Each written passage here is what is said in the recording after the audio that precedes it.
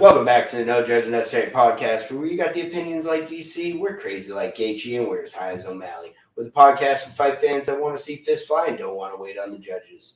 I'm your host, Brick, and as always, my quarterman, Nil, and Matty P. How we doing, boys? It's good to be back in the fucking lab. It's that season. The weather starts to turn, and the fists start to fly. This last quarter of the year is always fight central. It is. There's so many good ones coming. I can't wait. Yeah, I mean, you watched the Fury Wilder fight last night? Yep, I was on my deathbed sick, but I still was just watching it on my phone like, And, bro, I'm so glad that I made that. So who had more knockouts that night? You, Wilder, or Fury? Because there was about 4 each on both sides for the Fury and Wilder. So how many for you? I think I only knocked out I was less than that. Maybe only 3. That's impressive. Well done. Well done. But, I mean, great fight. Unbelievable fight. And it's one of those things that, obviously, this is more of an MMA podcast, but we just love fighting. And you know what? Boxing delivers one of the greatest fights of all time about once a decade. And that's maybe it's 2 times a decade, but recently it's like that huge heavyweight fight that truly delivers. No disrespect to the UFC, no disrespect to one championship. They just can't produce that yet. There's just something about it. And boxing captivates an audience at a different level. Right. It's just what it is. I think it's the fact that the guy got to get back up off the canvas changes everything. In MMA, you knock him down and just run at him and go there. And I think it's just purely a history thing. Yeah, like it's that just. Too. It's but just that's part of it. Getting off the canvas is part of like the history of it. That's like boxing for sure. Purity. Well, yeah, because I mean, I think there is some in MMA. You don't see something like Fury go get knocked out, forehead on the ground because someone's going to jump on his back and choke his ass out, right? Or ground and pound it. But the one thing I don't like about the boxing is I don't like an hour intro for each dude. I'm like, come on, let's go, let's get this. That's why I love the UFC. How it's just they get him out, they get him in, get him fighting. Like I don't know, I do like some of the theatricals, but yeah, it really. I mean, and even the walkouts, I'm fine with because it's such a big event. It feels like all the stuff right before the walkout. There's a 45 minutes of bullshit. You know why? When you think they're walking. Stop. The reason this fight there was a fat wait is because Wilder was the champ in the first 2, so he went second. Right. So he was trying to play mind games with Fury, who's now entering second by making him wait 45 minutes. It was a great strategy. Didn't work, but I love the idea. Do you believe the rumors that he was just watching the end of the Alabama game? Did you hear about that? Deontay Wilder, he's from the Tuscaloosa area. I do believe that. I kind of believe that a little more than the mind games thing. But I don't think you can as much play mind games. Are that why people saying he lost because Alabama lost? I mean, it wasn't a good weekend for the state. But I gotta say, this was the first boxing fight in a couple of years that had the hype, had the viewership, and actually delivered. Yeah, there's so many big time fights, or whether it was Mike Tyson against whoever the fuck it was, Jake Paul, Nate Robinson, Jake Paul, Ben Askren. They never delivered. After the last, that clown show is not Canelo, right? But even some of the Canelo fights, Canelo Triple G that went to a draw, they never ran it back. Just like the hype will never get lived up to because of how big the hype was. And you know what? Credit to... And I'm saying all these fights that have been in recent news that I've put my eyeballs on have been overhyped and haven't delivered. This one delivered. And as much as it definitely has had its bullshit, this saga, at least credit for these 2 guys going at it in their prime. Like, think about all the Mayweather-Pacquiao stuff we saw. Like, we're getting a little bit closer to, the old 90s heavyweights where it was like, hey, we got 4 to 5 bad dudes, and there's always a new guy coming, and they're all fighting each other. There's only one bad dude. Yeah, that's the problem now. Is there is one king, and that's Tyson Fury. That's it. Crazy that he knocked him out in the 11th. Just crazy. Yo, I was big on Fury inside 5. That was my thing. He's gonna win inside 5 rounds. Right. And when it didn't, I was starting to get nervous that he's going to get caught with one, and that's all it takes. Right. And it was weird because you looked at the scoring and you're like, okay, he's doubling him in punches, but then the rounds didn't. He wasn't winning like that though. Like he was only winning probably by a round or maybe a couple rounds. So because he had the 10-7 in the third with 2 knockdowns. Yeah, that was 10-7. That's crazy. You never see that. So, and I mean, shit, getting knocked down in 2 rounds and then coming back the way that Tyson Fury did. Like, I really hope that like Tyson Fury properly gets the shine that he deserves because, like, not trying to be the sentimental or whatever, but like that's a story that kids should be learning about. Like, that's perseverance. And I thought he was a lot older than he was. How old do you think Tyson Fury is? 32? Yeah. Maybe 33, 32. Yeah, you guys were way more. I thought he was closer to 40. He's only 33 years old. So he is in the prime of his fighting career, especially considering, obviously, he went through a lot outside the ring, which, who knows what that actually did to his life and stuff. But there is a fact of he hasn't had a lot of tread on the tires in the boxing ring. You know what I mean? And comparative to some other 33-year-olds. So I think he's got a long career ahead of himself. I think he's in a great spot where he can pretty much fight whoever he wants, or he can sit back and just kind of chill on it. So how he won that fight, though? Anthony Joshua and what's his name? If you watch them fights, Deontay Wilder like this half the time, trying to, and then throw that right. So Tyson Fury, it was so easy for him to hit him with a 1-2. Yeah. The easiest thing in the world. Mm-hmm. Did you hear his coach screaming at him like, dude, just throw the fucking jab. Like, all you got to do is throw the jab. Like, you quit fucking around. Like, you're walking right into the power. You know what it kind of – dude, when that happened, you know exactly what it made me think of? The Usman fight.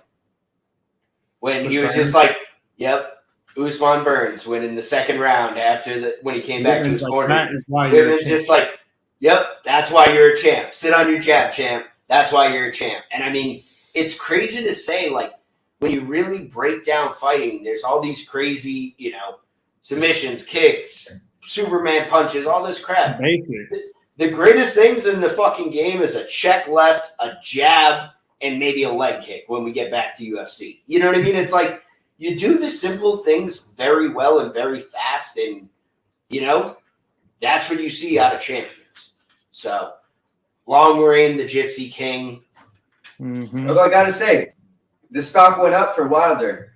A, he's tough as fuck. Well, and B, I think he beats every other heavyweight in the goddamn world. Yeah, see, that was the tough thing with me is obviously I was all in on Fury. I just am a big Fury fan.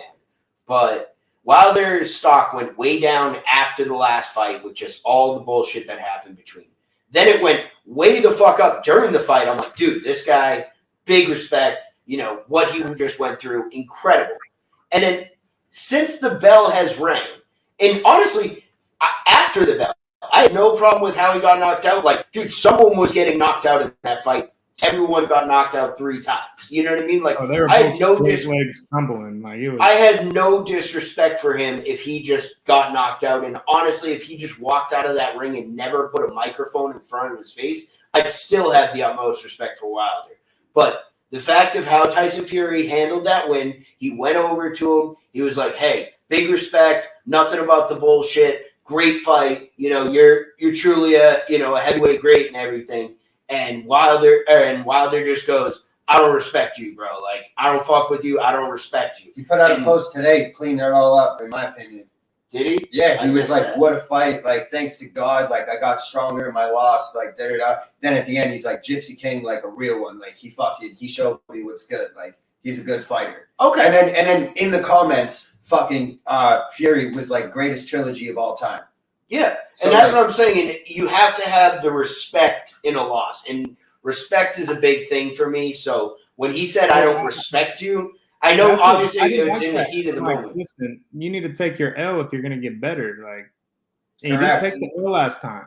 Yo, there's a guy, you guys know Bermain Stevern, who he knocked out to win the belt? The fucking patient guy with the dreads. Yes. He knocked him through the ropes. Right. There is a janitor at my work who looks just like this guy. He's got to be his doppelganger. I saw him Tuesday. Or maybe he's just on hard times since getting knocked out. I saw him on Tuesday, and I literally looked at this guy, and I was like, didn't you get rocked by Wilder? Like, that was the first thing that came to my mind. So That's funny. hilarious. He just lurks around the corner. I'm like, yo, it's Bermain Stepper now. That's really funny. Any other takes on that fight? No. I mean, legendary fight. Go watch it if you haven't. Do you think there's any chance that he fights Usyk before that Joshua rematch? Yes. I don't want to see Joshua. That's what I'm kind of saying. Dude. Like, Bro, wait in boxing, line, you're bro. only as good as your last performance. Everybody was about this Joshua life, and now nobody cares, bro. You lost to Andy Ruiz and Alexander Usyk. I didn't know who they were until you fought them. Right. And you lost. I'm out. Dude. I think Usyk I know. is a problem. I know he think is. he might be a problem even for Fury. If not saying he'll win. He's or too lose, small. That's the problem. Yeah, but I think skill wise, he's right there. He's not a heavyweight. If I have this accurately, from what I understand, but he outpointed Anthony Joshua, which is like correct. insane. Right. Correct. But He's with a very that skilled point fighter. With the massive Gypsy King who can box, but also have that What's weight good on boxing you. heavyweight? 277, fam. Holy hell. Yeah. And you know he's probably 300 walking in there if he's cutting. Oh, I mean, but he's dancing all that, he's dancing the weight off. All right, let's hop into something else. Back to MMA. What do we got in the MMA news world? We Okay, got some fight announcements. Well, I gotta bring this banger up right away. What do we got? Riddell versus Fiziev. Bro, the boys, the lads. The lads are fighting each other, dude. Brad Riddell got some balls on him, man. So Riddell was like one of the OGs of like Tiger Muay Thai and like got in there with like the Volk and like Kai Car France days in like 2014. And then Fiziev showed up in probably like 2017, 2018. They've had plenty of run-ins at Tiger. Oh, so like I can't wait to see that play out in the octagon. Yeah, that's what I think. All the tricks. Yeah, like who got the better of that shit? And they know each other so well, like it's such a good fight. People always kind of say that about the CKB boys, that like Volk and Kai were more the bridge from Tiger. And it was really Brad.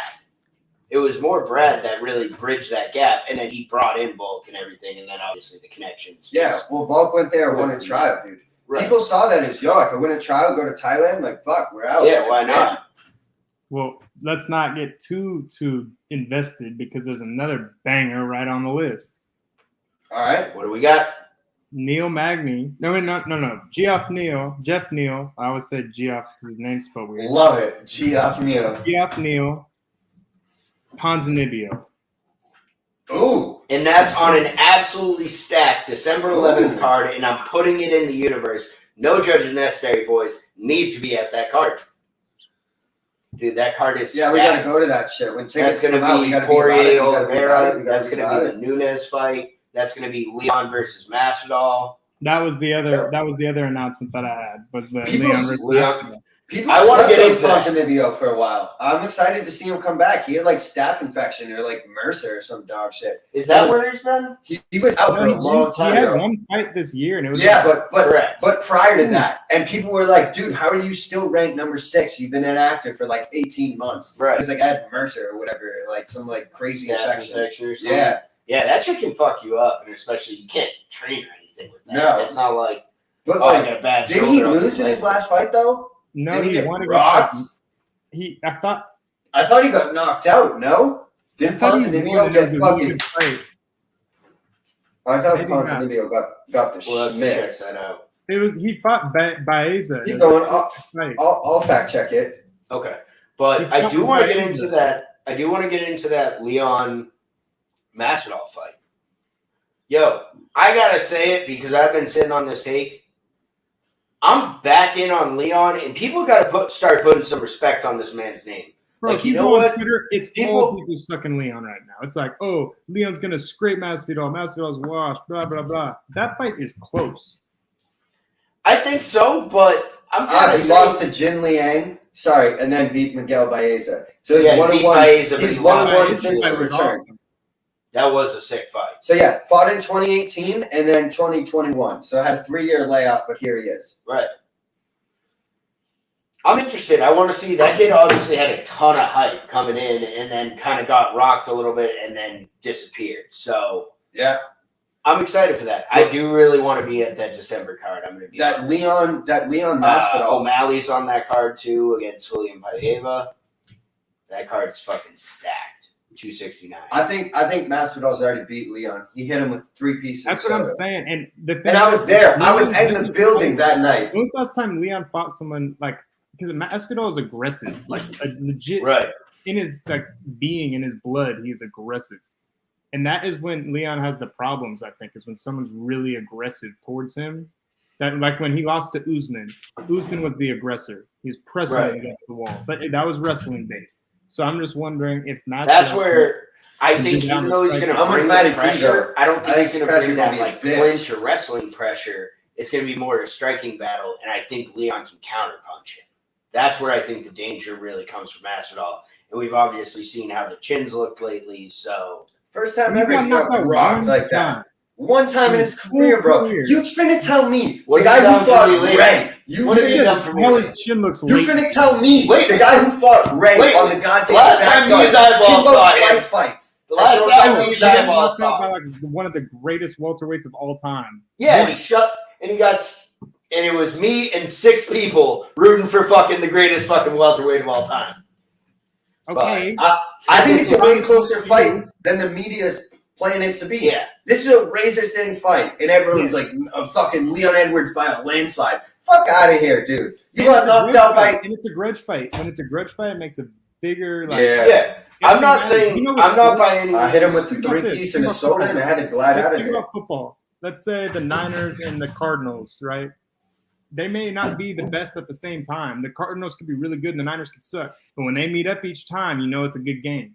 Oh, yeah. Because they're going to hate each other. Oh, yeah, no. I'm not saying it's going to be a bad fight. I more want to give Leon a little more credit that I think, not even the credit he's getting in the fight, I think the credit he's getting in the division where he's willing to not look at the rankings and just take fights. And I don't think he gets that credit because he's not outspoken doing it. Well, you know what I mean? I think he deserves 0 credit, fam. He got taken off the rankings for being inactive. So now he's correcting it. Right. But I also think when that shit was going down, I don't think it was entirely his fault. Like, he had a few injuries and cancellations. That's what I'm saying. I think he got a lot, like, I'm just saying I think he got the bad end of the stick last year, and I want to give him some of that credit back that people haven't given him. I think he's an absolute clown. Right. And a moron. Honestly, of course I'm going, it's Diaz all day, but that was a layup for him, a stylistic layup. Right. And with a ton of money for him. So now he's going to take a little more risk. We'll see. How do you win this many fucking fights in a row and not make the top 3 or 5 of the division? How? Not consistently. How? You're a fucking idiot if that's you. I'm sorry. This is the fight game. It's self-promotion. You're in a goddamn promotion company. If you win 12 fights in a row and you're not fighting for the title, you're a moron. Oh, no. We've been saying it. You're a moron. Leon Edwards needs to hit us Max up. Holloway did that, and he just didn't give a shit. He's like, who's next? Who's next? Yeah. Next. And there is some, like, validity in that. But, like, I don't know, dude. You got to gain if someone wins 12 straight fights and a casual don't know about you in the UFC, like, that's dumb. Yeah. No, that's fair. Now, great fighter. I'm not arguing that shit. I just think slightly stupid in his marketing. Oh, yeah. No, whoever his management team is, we need to get on his marketing. Yesterday. He's actually bitching. He's usually bitching about, like, how he's not getting done right, or the fans don't like him, or would this happen? It's like, bro, we don't want to hear bitching. Like, right. That's why we like Masvidal, because he's talking shit. We like the other guys because they're talking shit. As Patty the Baddie would say, or you're a nice guy. Be a nice guy. These fighters are either boring or fake, and I'm authentic. It's as real as it gets. Sure. Fucking Colby Covington, pretty fake. Leon Edwards, boring. Yeah. Pretty simple. But yeah, let's keep going. I agree. What else we got here? Any other announcements or? Well, we had last week's card. I don't know if you guys copped it. It was kind of a dog shitter. Yeah. Didn't watch. I went and checked the results because, of course, I want to see who wins. But I was out of the country, and I could only watch the Wilder one. Yeah, and that Saturday was way too much. Like, I had playoff Red Sox, and I had college football. And I looked at that card, and it was just like, I'm sorry, I got 5 screens. You guys didn't make the top 5, unfortunately. It just is what it is. So I watched the main event. Go off. And honestly, it was pretty interesting. So Marina Rodriguez, Mackenzie Dern, First round was all Rodriguez. She controlled all the distance, got her kickboxing off real well, and was like kind of lighting her up. Second round, Mackenzie Dern like just found a way to get it to the ground. Tried getting takedowns, didn't happen. She just like tripped her and fell back, ended up on bottom, and then just used her jiu-jitsu, got in full mount, and was like dominant. It could have been a 10-8 round, but I don't know. Then she just gassed out. Just completely downhill, started gassing out, and just the coach is like, we have to get it to the floor, and she just wasn't. Throwing one shot at a time and just lazy shots for takedowns, and Rodriguez ran the fight, ran away with it. Damn.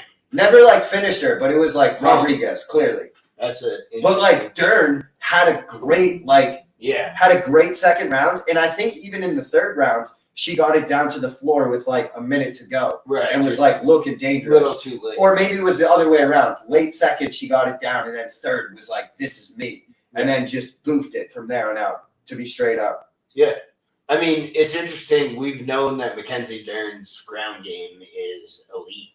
Her striking said is not very good. Her striking's just not there. So it's either she needs to get with a new coach on her conditioning. The coach was straight. Who's the guy that coaches Bisping and Brockhold and them? You know that? Yeah, Perillo.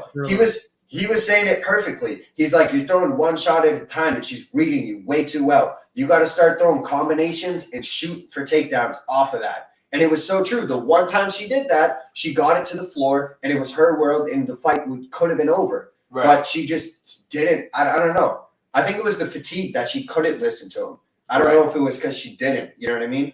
I got you.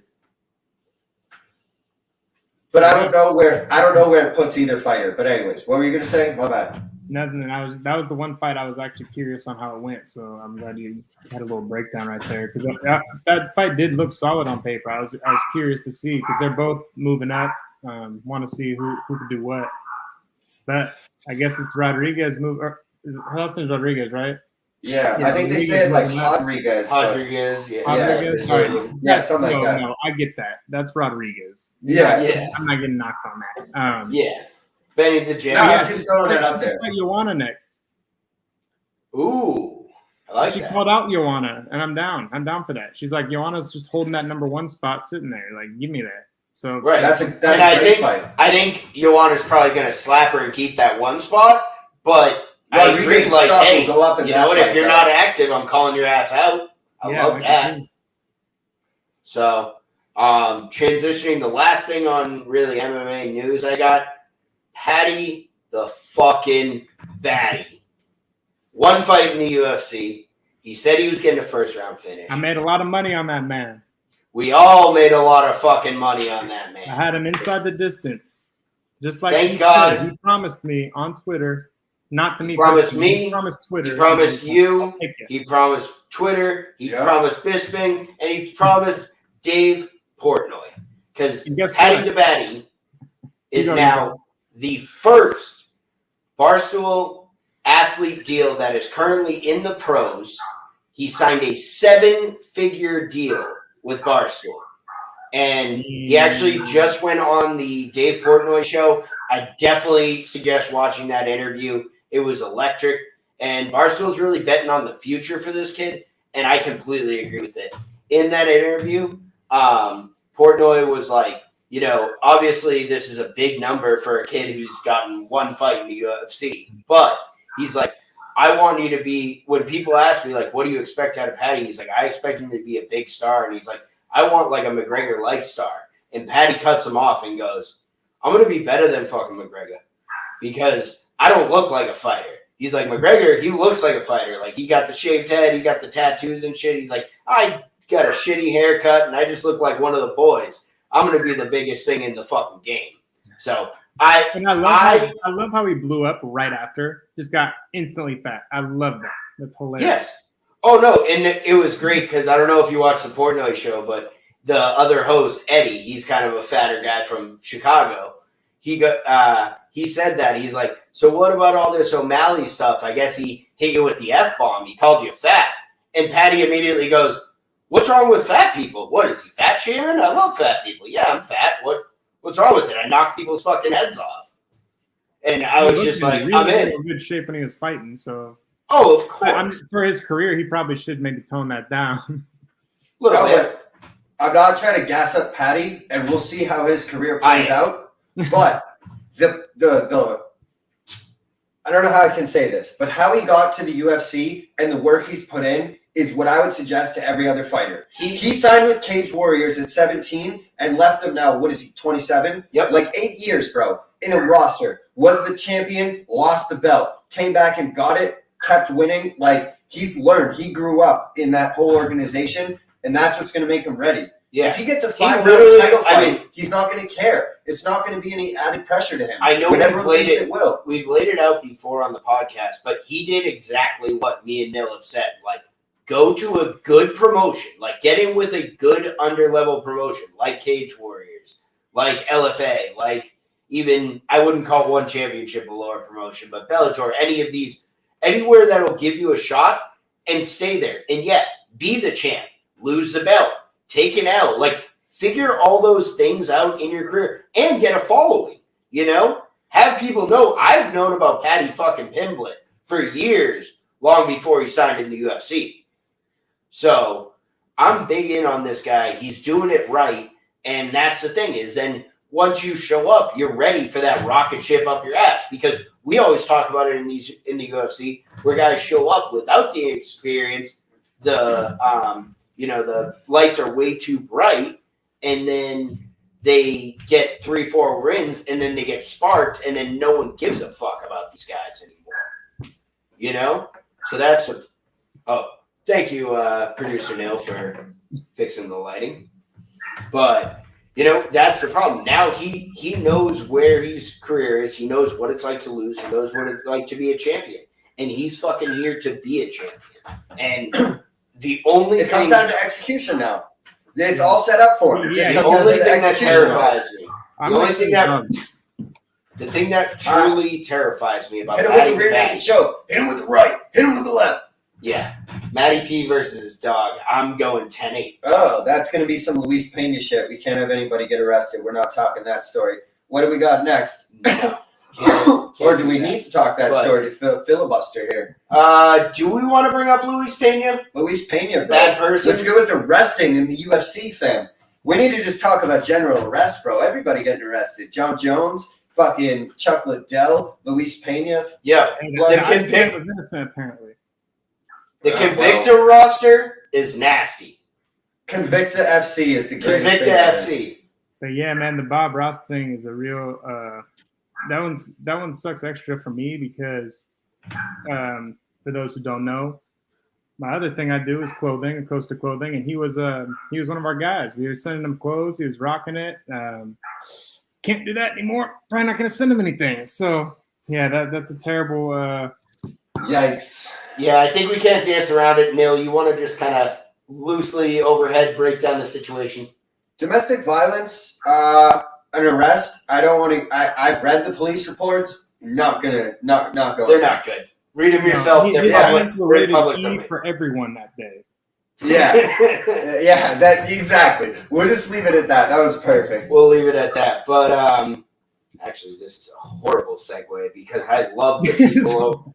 I will say that was a horrible fucking segue because I truly love the people over at One Championship, and we have to talk about this. Yeah, we got to talk about this. I don't know where y'all are at in the country. Don't know what time you'll be listening to this shit. 8:30 a.m. Eastern, 5:30 a.m. Pacific time on Friday morning, or watch it anytime after that on their YouTube channel. One Championship, First Strike. This is going to be an absolute banger of a card. And if you're an MMA fan who wants to get introduced to the sport of kickboxing, this is the card for you. This card is stacked top to bottom with kickboxers. And the main event, I don't want to get too into it because we're going to kind of go over a few of the fights here. But the main event might be one of the greatest kickboxing matches of the last 10 to 20 years. And I'm not well versed enough in the kickboxing world to make that kind of proclamation, but I've been told by people who know what the fuck they're talking about at One Championship, and they have given me that information. So I know Neil loves the Kickboxing Super Series. So what fights are you excited for on this? All right. Let me pull this up here. I'll get it off. First off, you know why I like one? First off, I just trust them. Whatever fight they put together, because I don't know a lot of the guys, but like I'll just look it up and I'll be like, yes, I'm down for this. And I looked at it. Looks like all featherweight kickboxing matches, which is perfect. And I'm like, so what time do I got to be up tomorrow? 5:30. I'll set my alarm. Hey, hold on. I'm setting my alarm right now.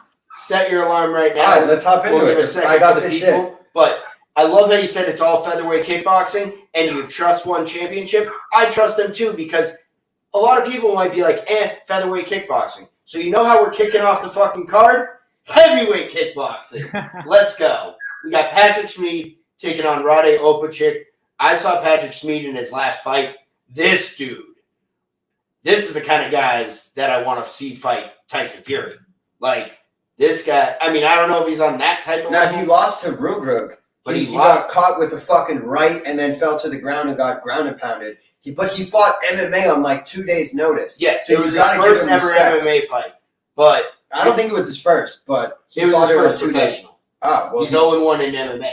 But he's 41-15 in Muay Thai and kickboxing. This dude's a unit. Because I did some research on him before his Rugrug fight. Because I was like, what the hell? Like, this guy's never had an MMA fight and he's fighting Rugrug. This dude, he just hits with absolute power, and he's got a similar. Why I said the Gypsy King, obviously he doesn't have that kind of, that skill, but he's got a similar movement on that, where he's that big. He kind of looks like a big, sort of out of shape guy, but then he moves very, very light on his feet and with good length. This fight was supposed to happen, bro. I know it was. We talked about this fight in depth at one point, and it didn't happen because of like COVID or something. And I'm excited that they're going to finally fucking throw hands. Yeah, I'm in on that. Next fight, what do you got? We got Enrico Kiel out of Germany taking on David Kiria. David Kiria out of Georgia. There's a huge Georgian movement of kickboxers right now, and the striking department is rising through the roof.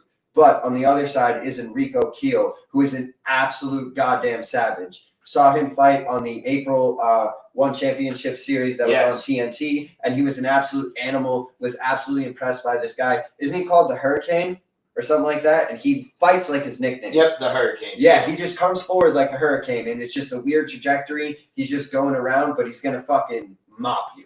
Oh, yeah. 3-1 in 1 championship, 51-15 overall. I like Kiel in this one. Next fight, what do you got? The next fight that really excites me is Siddichai against Tayfun Özkan from Turkey. Siddichai from Thailand, absolute legend in the game. Legend. Thrown out, because I know we always go over this, but I don't know if, who's listening to the last podcast or who knows about 1 championship. Muay Thai and kickboxing, they're much more active. So a legend like this has a 124, 32-5 record. This guy has truly fought in 1 championship. He's 1-0 in Muay Thai, but actually 0-1 in kickboxing. So he's trying to get his first win here in kickboxing.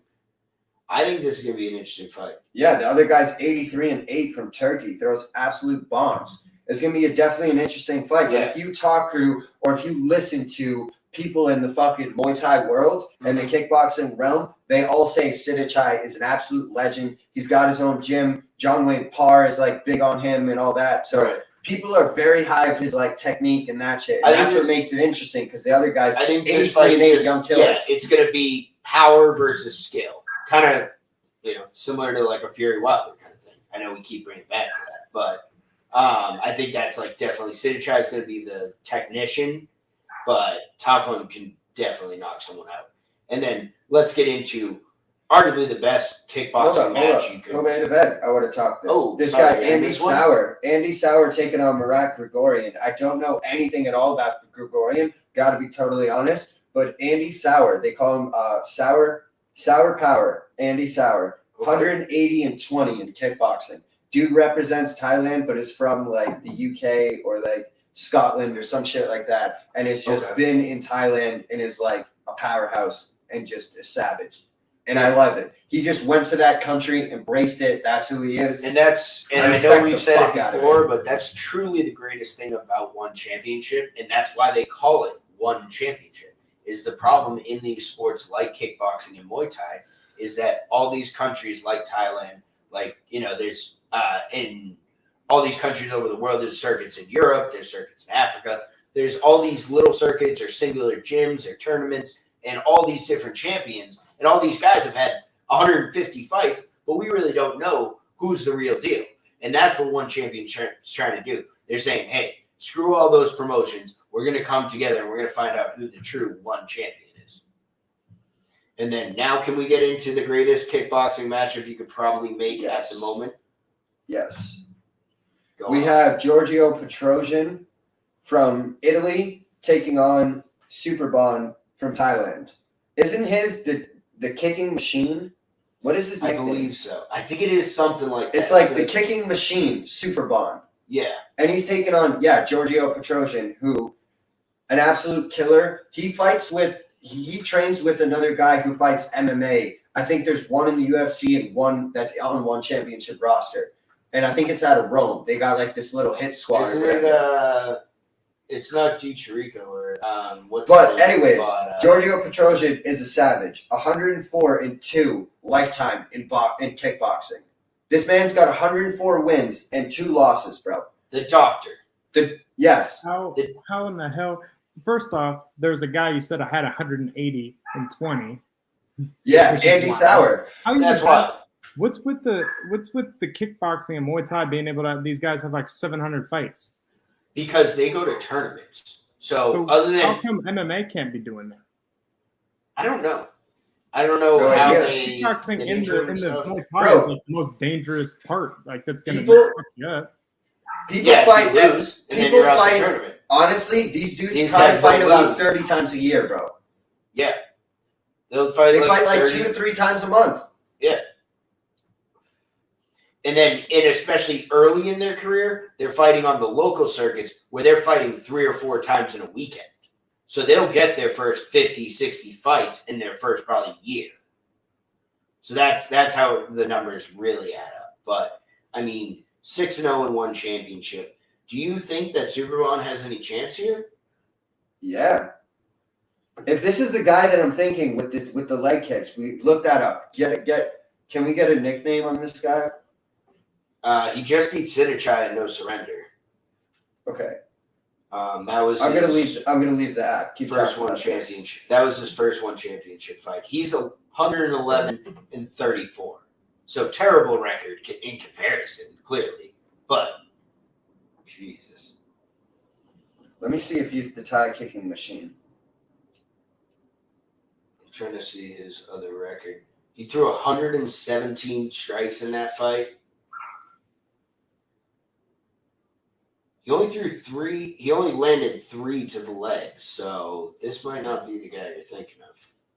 These might not be the droids you're looking Never. Yeah, this isn't the droids I'm But- looking for. But either way, it's going to be an absolute banger of a fight. I mean, 2 of the greatest of all time. Giorgio Petrosian, they call him the doctor because he's so technical and he literally just surgically picks you apart. Yeah, That's like his game to a T. If you And they'll want say that on the mic. Like, I'm going to end this segment with what I started saying. If you're an MMA fan that wants to learn about kickboxing, watch this card and watch Giorgio Petrosian. And you'll know You guys saw how quick I got my phone ready and set that alarm. So Damn right. I'm actually going to, if you're going to be up, I'm doing a live stream for it tomorrow morning on my Twitter, and it should be on our YouTube as well. So y'all hop on. I'll send you the link if you want to hop on with me. hell yeah, I could just do it on the computer. We could just whoop whoop, get up in there. Exactly. Let's do it. But let's get into Saturday's card. lastly, last real quick thing on one. They randomly throw out, name 3 fighters I should sign. They also randomly throw out, give me a name for a card. We got to start getting up in there so you can name them. You know how this is called First Strike? People Right. put that in the comments, and then they just take the best ones. So we can start doing, like, I put in Enter the Dragon, like Return of the Demons. We got to get like, a no judges year one. Oh, my God. Oh, One we championship got to get, like, is a... necessary. I mean, they already put us on on the press conference, so. Yeah, but that's a Yo. good name anyways. If it's like all knockout artists on there, Oh, yeah. Ruger got to be on that card. facts. We got to Photoshop the whole card then. and get like the top and get like the whole card and put it out, start retweeting the But anyways, that was just my thing on one. We got to start thinking of like, hey, we could possibly name a card, even if it's just like Return of the Mac and we're just fucking around. Like, you know what I mean? I like it. So yeah, but let's hop into some pre-fight diaries. Let's do it. First fight on the card. We got Ariana Carlosi, 13-2, taking on Estela Nunez. I was trying to see if there's any connection between Estela and... Yeah, dude, this fight and the way you announced that, it does nothing for me. I was going to say, I'm actually excited about Kiera Lawson. She had her debut... Cardinelossi, dude. Let's get it right. Cardinelossi. Cardinelossi. Cardinelossi. That's Carne? That's Karen. Karen Lossi. Karen Lossi. Doesn't mean the spelling's right, but it looks like Karen. But why I got it different on my shit? Carne Lossi. Oh, because I can't type. But Cardinelossi. Either way, she had her debut against Angela Hill, which is never a fun night. They make a lot of people do that, and it's a bad idea. She lost, but it was on doctor stoppage in the third round, so I'm not going to really hold that against her. Then came back and got a win against Na Liang. I know nothing about Estela Nunez, and I could not find any connection between her and Amanda Nunes. So I'm betting Cardinelossi. Is the betting line assuming that that's Nunez's like young protege daughter or not, like sister or something? I don't know. I'm gonna fade Brick hard on this because I think that was a god awful take. So I'm rocking with 7-1 Nunez, dude. Like all day long. Fair. Like I'm just gonna fade the fuck out of this pick. Trying to get the sports book up real quick so I can get a line. Filibuster. Do we even care about a line for this fight? Honestly. Or should we just hop in the next one? By the time you get it, we'll be in the next one. All right, let's talk the next fight. We got Brandon Davis, 14-8 out of the USA, taking on Dana Batcherall, 9-2. Yo, this is an interesting fight because Brandon Davis was in the UFC. He's always been in some scrappy-ass fights, and now he's back, apparently. Didn't realize that. Let's see I didn't know he was back. He's actually a guy I kind of like. I want him to get him on the pod, bro. If you slide in the DMs, he'll hit you up for sure. Yeah? Most likely. All right, I've hit him up before, so let's get this dude on the pod. I'm in. By the way, Ariana Carnelossi is a -162 favorite. But I hate to say this because I do want to get Brandon Davis on the pod, but I'm big on Donna in this fight. I think Donna's a very sneaky. I think he's going to be the classic prospect that no one knows what his name is. So he's going to fly under the radar for his first 4 fights, but then someone's going to look up and be like, "Oh shit, this dude's 5-0 and now he's ranked 13th." Like, I agree. I think so too, but I think Davis is really going to show him. So I think he's going to look really, really good. I think I could see a decision almost damn near a sneaky good fight here. Yeah, I think this is going to be kind of a banger. But Dana coming into the thing, he took Weili Alatang. He lost a decision, but that was his debut. Tough debut. And then he's won his last 2 against Guido Canetti and Kevin Natividad. So that's 2, like, those are 3 experienced UFC fighters that he's seen already. And I almost want to say that this seems... I don't want to talk down on Davis because he's so... Nah, I think he's going to show him what's good in this fight. Do you? Yeah. He's got a wealth of experience, fam. He's fought Randy Costa. He's fought Zabit. He's fought Giga Chikadze. He's fought Brad Kelly, Steven Peterson, Kyle Bochniak. Like, he's been in the lights multiple times. And now he went out, first fight back was a little rough, got a split, but then rear naked, unanimous, and then body kicks. Like, I think he's on a different level.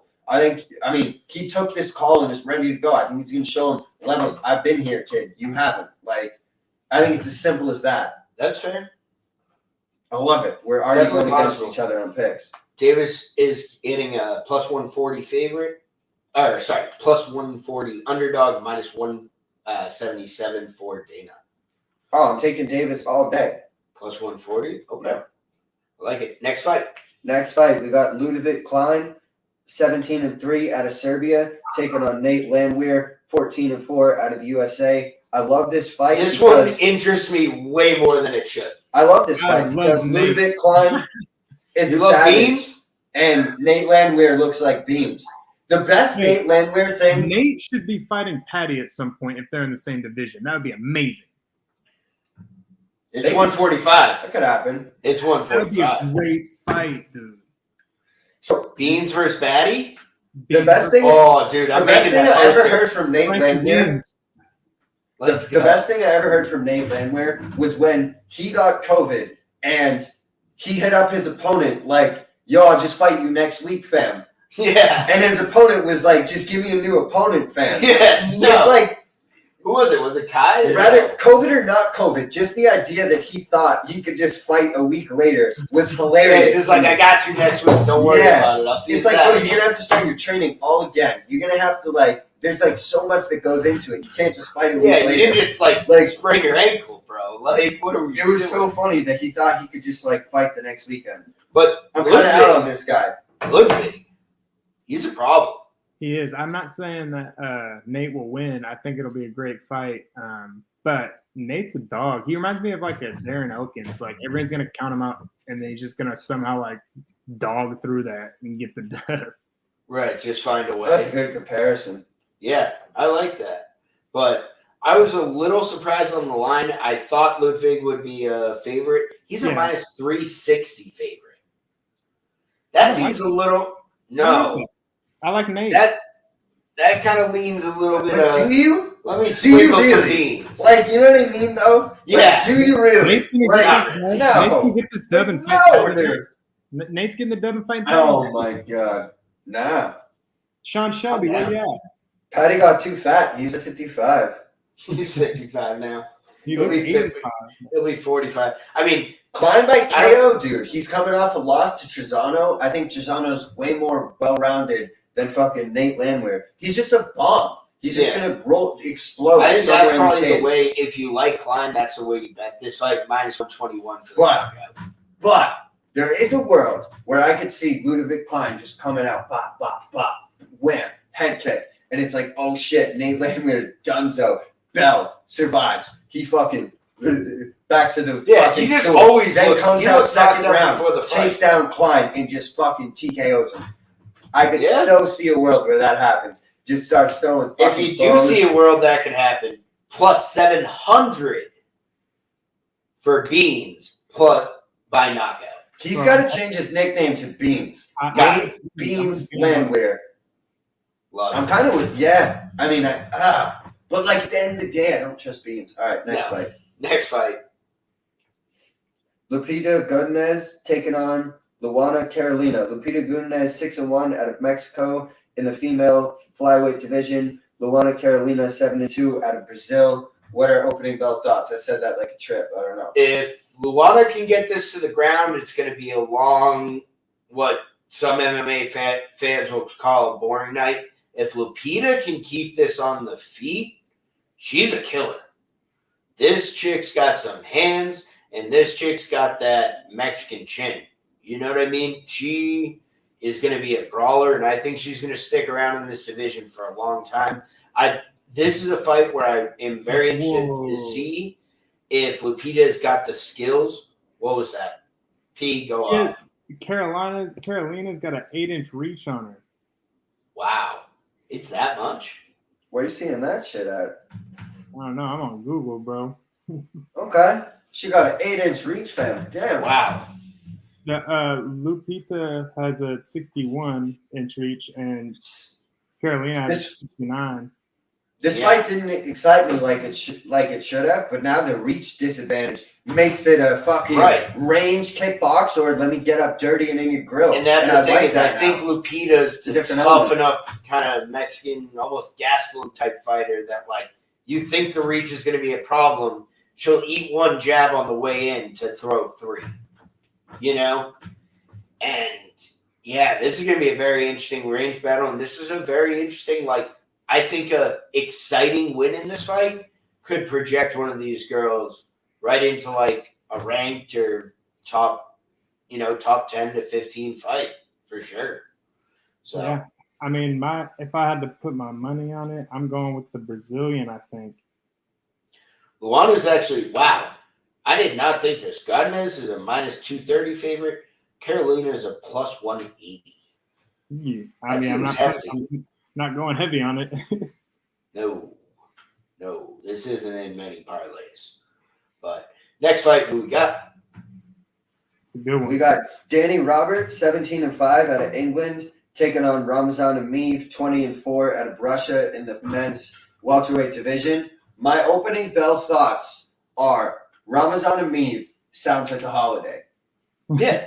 It sounds like something you say to your Islamic friends. Yeah. Happy Ramazan. Yeah, like Ramazan Ameev, bro. Like, just that's what you say before the meal. Like, yeah, it just right. Ramazan Ameev Mubarak. Like, facts. Like, straight and he's up. taking on hot chocolate, Danny Roberts. What do we got in this fight? I think I like Danny a lot, so I know I'm going to be tough winning because I'm pretty sure Ameev should win. I don't know. I think this fight entirely comes down to Ramazan's gas tank because I personally think Ameev is going to put on a show, but I don't think Danny Roberts is going to get knocked out. And you're going to have to put on that fucking show for 15 goddamn minutes. And it's going to be a long 15 that we're going to dance. And you can look good in the first act, even through the second, but I'm curious to see what this fight looks like in deeper water. I've just lost too much money on Danny Roberts. Yep. Fair. Yep. Yeah. I like Danny Roberts too. I like him too. That's why I keep going. He's been and it's a rat line. Plus 250 on Danny Roberts. Minus 335 on Ameev. I think not touching this. Roberts does a lot of work with like ESPN UK and like broadcasting and like trying to do that shit. So I respect the fuck out of it and like thanks for doing that and growing the sport. He's the British Felder? Pretty much. Yeah. But and I mean his fight style, like how he is in the division. But he's gonna get worked in this fight. I saw him fight live. I was 2 feet from the goddamn cage. He fought a Brazilian and he got worked on the ground. And now he was screaming, "I'm good" to my corner. I'm out. He was screaming, "I'm good, I'm out." The ref stopped the fight. Hella controversial. But I don't know if I trust Roberts on the ground. And you fight a guy from Dagestan, that's a wrap. It's a Reynolds. That's why the line is what it is. Correct. But yeah, I agree with this one. I want Danny to win, but I ain't putting the I'm with that. I want him to win, but he's gonna get mopped in this fight. Like, prove me wrong, but fair enough. Next fight, who we got? We got Andrew, isn't it El Dirty Sanchez? I love his nickname. Yeah. Dirty Sanchez. Andrew Dirty Sanchez. El Dirty. 12-6, taking on Bruno Silva. Is this the real Bruno Silva? Wait, which Bruno Silva? Is this the real Bruno Silva? Is this Bulldog? No, this is the fake Bruno Silva. This is Bandado. God damn it's not the right Bruno Silva. Mom, can we have Bruno Silva? No, we got Bruno Silva at home. Then I'm going Dirty Sanchez. Let's go. Let's go, Danny. Give me the Dirty Sanchez. Plus 130. That's a Dirty Sanchez. Sneaky little line in there. Let's go. I got nothing else on this fight. Give me the next fight. Who said that? We got Julian Marquez, the Cuban Missile Crisis, 9-2 out of the USA, taking on the Beverly Hills Ninja, Jordan Wright, 12-1, also out of the USA, men's middleweight division. This is a fucking banger. This is the people's fight right here. I gotta go with my boy Marquez, the Cuban Missile Crisis. Yeah. The other guy, Wright, I don't know, man. Something didn't sit right with me about that guy. Yeah. These are both, for me, and Julian might be a little ahead of it in the process, but this fight for me is a both, to me, show me fight. Like, I think both of you could be good. Now, Marquez has probably gotten a little more hype out of his fights than he probably deserves.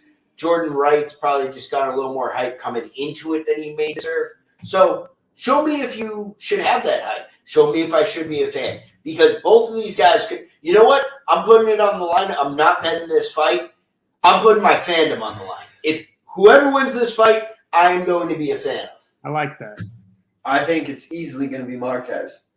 So does Vegas. Minus 250 for Marquez. I think he went through the fire, dude. He's had to come back from Maki Pitolo and Sam Alvey.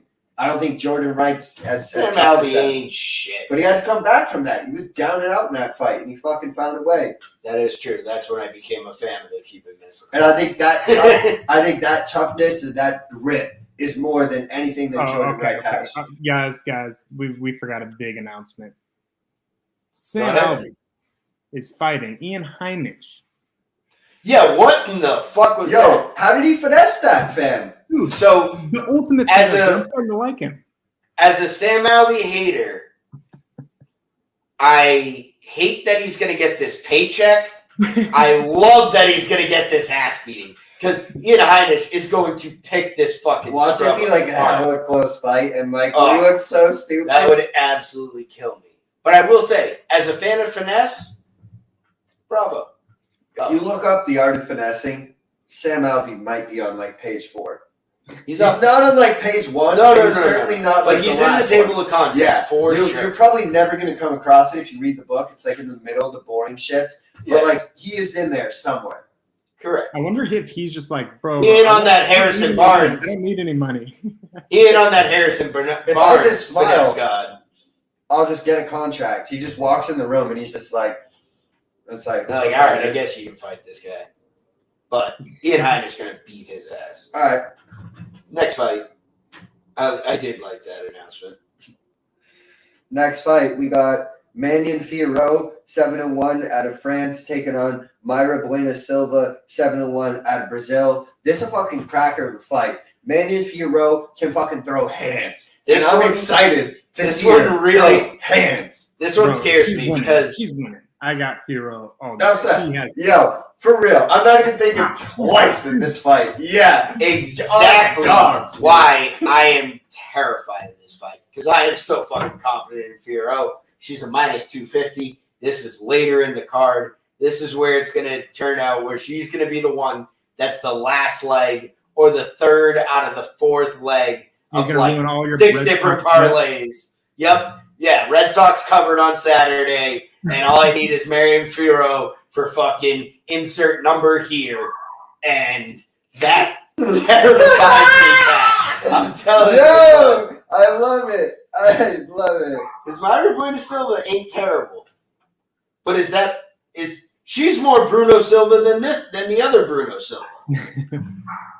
I might as well be Bruno Silva. Bro, Manu Fierro throws bombs, and I'm Bombs. not betting against that. No, I'm taking her inside the distance probably, but it terrifies me. Next fight. We got Jim Miller, 32-16 out of the USA in the lightweight division, taking on Eric Gonzalez, 14-5. Yeah, can I go behind the curtain real quick? So I'm sort of, the quote unquote producer of this. I did the little banner things on the bottom there. Yep. The next 2 fights, typing out the names and the records made me audibly laugh out loud. Like I was sitting alone on my couch typing out these records. 32-16 versus 14-5. And then, not to get ahead of ourselves, but 31-20 versus 11-1. Audibly made me laugh. But I don't think they're bad fights. Who the hell is Eric Gonzalez? Yo, I was just about to say, who the fuck is Eric Gonzalez? That was my first thought of this fight. Who the fuck is this guy? Who are you, bro? He is apparently the Ghost Pepper, who is 14-5. I'm fighting out of California. The Ghost Pepper, dude. I'm not taking this He's guy. coming from LFA off a decision. Mm-mm. That pepper ain't spicy enough for me. Jim Miller about to put on a fucking clinic. Maybe Jim Miller, honestly, Jim Miller's solid. Jim Miller by submission. I got it all day. the only thing I can Yeah. think of is This that is a Jim rare Miller was in match. Vegas and he's got a bet that he really likes on Sunday. Like he's got an NFL pick. And I'm going to try to tweet at Jim Miller and find out what that NFL pick is. He's just like, yo, I need a check. I need $25K to put down on Sunday. And that's what this is about. Bro. I mean, the odds have to be astronomical, right? Only 225. What? Eric Gonzalez sounds like a shortstop from like 2000 that played on your fucking hometown baseball team. That was a fucking backup. And now all of a sudden I'm supposed to take this guy against Jim Miller. Oh yeah, Fuck he's the outta here, 23rd man on like the 05 Angels. Yeah, on like every team in the league. Dude. Yeah. He played on everybody's hometown. He's got a good and was glove. a backup fucking shortstop. Yeah, he's got a decent glove. You know, you can't play him if you have to. He's a career 200 hitter. You know, 220 hitter. He's not gonna. He's hit 7 home runs a year, but that's it. Yeah, no, I'm out on Eric Gonzalez. All right, next fight. We got Andre Arlovsky, 31-20, taking on Carlos Felipe, 11-1 out of Brazil in the heavyweight division. I think this is my lock of the night. Arlovsky is smoking this man. He eats these dudes for lunch. That's what he does. If it's not Rosenstrike, if it's not Ngannou, if it's not top dudes, Arlovsky's solid. And he's got a chin, and I'd like him to, and he's way bigger. I think he's going to really have an easy night. This is where I want to almost bring up kind of the nil thing. You know, well, the next fight we talk about, Carlos Felipe, 11-2, fighting someone. That sounds right. Sounds exactly right. Right? Yeah. Like, it's tough to say it, but 31-21, like, no? I mean, any record you say for Arlovsky, 73-43, sounds great. Like, you can't put that on me anymore. But wow. Let's play a game. Whose line is it anyways? Let's guess the line here. Carlos Felipe, -130. You think he's the favorite? What do you think, Pete? Oh, I thought you said that's what it was. No. I would have to favor Arlovsky. I don't know, maybe not too much. Maybe a -130, -150 or something. Yeah, -118 for Felipe, -109 for Arlovsky. I thought Arlovsky was going to be a -150 plus favorite. Yeah. Like, people don't give the respect. Like, yeah, he's got 20 losses, but those 20 losses are 20 better fighters than Carlos Felipe has ever fought. Damn near. Like, they're pretty much champs or guys that have been in the top 5 for the last 15 years. That's easy money. I love your lock there, Matty P. Lock it in, -109. That's easy money. No, not so fast. I'm all in on Felipe. You guys are so confident in fucking Arlovsky, dude. He's got 20 losses, bro. This guy's won like 4 fights in a row. I got Felipe all day in this fight. I don't know. I just feel like Felipe since the Gladiator days, dude. How are you not going to have 20 losses? He's past his prime. It ain't his time. It's I think he's He's just 3-1 in his last 4. Don't care. Felipe. Mm-hmm. Fall into the trap. Yeah, that's what you're going to do. Nah, I'm right there with Pete. We're good. All right, let's hop into it. Main event. I can't believe in my life that I'm about to say this. I can't believe this is a fucking main event. Yeah. Okay. We got Norma Dumont taking on Aspen Ladd. Norma Dumont, 6-1 out of Brazil. Aspen Ladd, 9-1 out of the USA in the female 145 division. Oh, wow. So if I'm not mistaken, this fight was supposed to happen like a week ago, right? Yeah. Oh, no. Aspen Ladd was going to fight Macy Chase on a week ago. So somehow 2 weeks ago, Aspen Ladd's fight gets canceled, and she ends up in a main event spot against Norma Dumont. I mean, stylistically, where their career's at, this is an awesome matchup. Loki is going to be a crazy grappling match, right? Yeah, you would think, right? I would almost, but then I don't know again, who wins. I have no clue who wins this. kind of hot take. I'm taking Dumont. She got the last, her last name is my middle name, so I'm rocking with it. I will say, I could kind of see, kind of hot take. I could see this end up being more of a striking battle. Because sometimes when you see... like the Colby Usman thing. Exactly. You see 2 great wrestlers and 2 great wrestlers who are very early in their UFC careers, and they're on the bright lights. They might kind of want to bring it a little bit more. So this is a very interesting thing, and I could see like that would be a very interesting thing because I think on the ground they're going to be kind of pretty evenly matched. It's going to be more, who can get the dominant positions, more of a jiu-jitsu match. But I have no idea who has the advantage on the feet, and I think that could be the deciding factor in this fight. We will see. Aspen Ladd coming in as a -139 favorite. Neil's getting a little bit of juice over there, plus 115 on Norma Dumont. I think I'm riding with Neil on Dumont because I think what I've seen out of her. Find a way to make it grimy. Mm-hmm. And just grimy it up against Lad. And I could smell 9-2 Aspen Ladd and 7-1 Norma Dumont in their next fights. That's what I go off of. So that's big. I mean, what I don't see 6-2 Norma Dumont off a main event loss to Aspen Ladd. Nah, I see the momentum being like, hey, Dumont 7-1 just got a main event win. Aspen Ladd like, hey, I just lost in 9-2, but still got a little hype. And I don't remember Aspen Ladd fighting at 145. So I thought she was a 35er as well. I think because of a missed weight situation, they're just like, hey. Oh, so maybe it's just like, jump up. Yeah, she beat Kunitskaya. That was. I mean, yeah, she's had fucking 4 straight canceled bouts. Yeah, 4. Jesus. The Kunitskaya fight was at 135. So 4 straight canceled belts, and then it was just like, hey, you want a main event at 145 after what all that's gone on? If she don't make weight or something, fuck her out with this one. She's out. Yeah, that should be like cut status. Like, not off a loss, but, because obviously a bunch of weird shit's happened. But, yeah, you can't miss weight at 145. No chance. But anything else, boys? I ain't got shit for nothing. Nice talking to y'all. I'm excited for one. I'm excited for this weekend, and let's get it. Yeah. Let's keep it rolling. Catch us tomorrow morning, 5:30 on the West Coast, 8:30 on the East Coast. One championship, first strike. This is going to be lit.